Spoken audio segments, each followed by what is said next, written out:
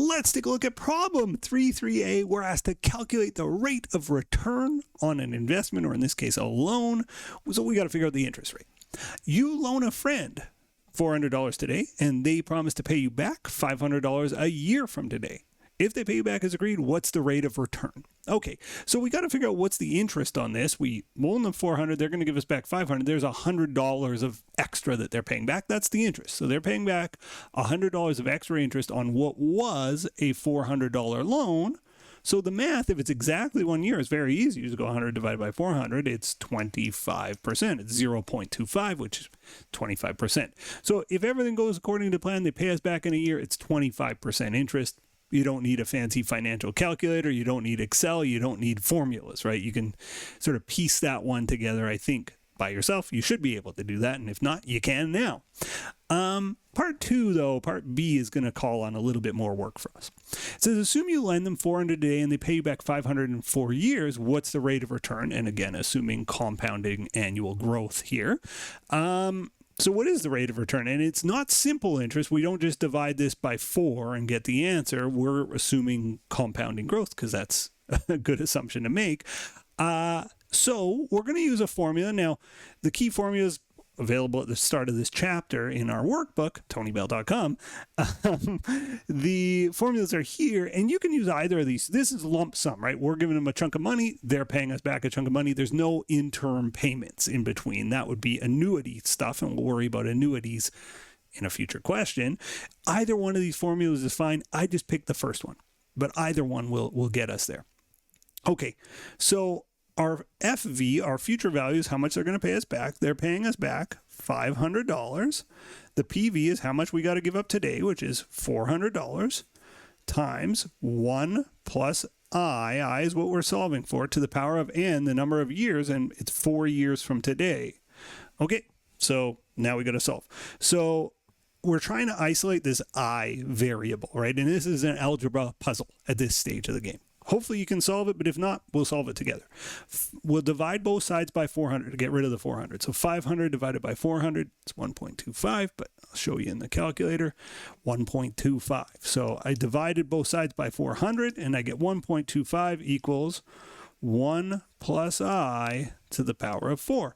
Now, how do I get rid of that 4 exponent? And the answer is I put both sides of this equation to the power of 1/4.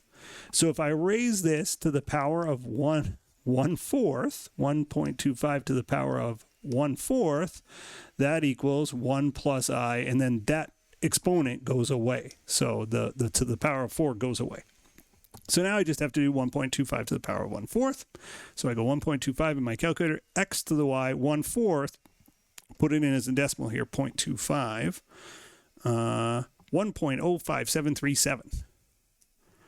1.05737 equals 1 plus I. Well, what is I then? Subtract 1 from each side. I equals 0.05737, or stated as a percent, 5.737%. Now, I always like to double check these ones. And so how would I do that? Well, I would say, okay, if I loan the person, clear. If I loan the person $400 today, and it grows at a rate of 1.05737 times by 1.05737, this is where I'm at after a year, times by 1.05737, this is where I'm at after 2 years, times 1.05737, this is where I'm at after 3 years, and the last one times 1.05737. Oh, I hope it works. And 499.997, yeah, it's $500, right? There's some rounding here, but yes, it's $500. So this is absolutely the correct answer.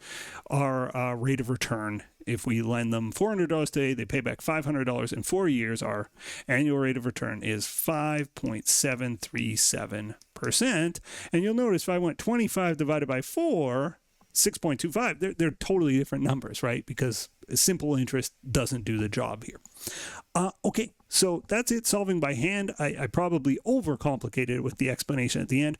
Let's solve it with our financial calculator and with Excel. The number of periods is 4 periods. We're just do the second part. The first part's pretty straightforward. 4 periods. The IY, that's what we're solving for, of course. PV, the value today, we're giving up 400. So I was careful about my negatives and positives. I'm loaning 400 today. I'm getting back 500. So I do have to be cautious of that. There's no recurring payments with this. So 0 for PMT. FV is plus 500. They're giving us back 500. And BGN is for the recurring payment. So it's just not applicable. So leave BGN off. And let's grab our BA2 Plus financial calculator. Your financial calculator should be similar. N is 4. So N is 4. IY, we don't know. 400 negative is my PV. PMT is 0. And FV is 500 positive.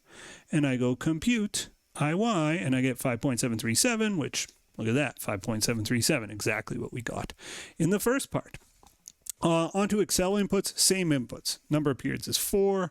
My rate of interest is question mark, we don't know.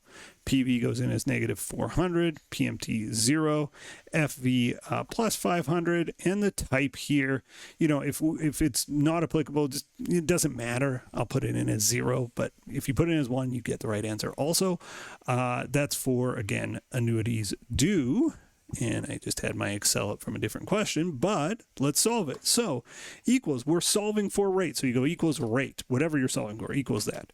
Bracket, number of periods, 4, comma, PMT, 0, comma, PV, negative 400, comma, FE, positive 500, comma, type, 0, again, you could put 1, and guess is the next comment. Guess is to help the Excel algorithm work more efficiently. If you have some idea about the rate, you're like, it's around 5%, you put 5% here.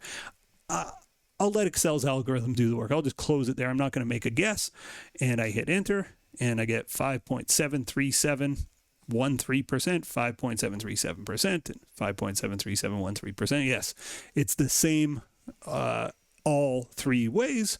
It's 5.737%. All right, we've made it to the end. If you made it to the end, 3 versions of this. I hope it helped, and I hope you'll like and or subscribe. Thanks for watching. Bye-bye. The next video in our series is right up here, and if you want a supercut of all of the videos in this series, that's the one down below.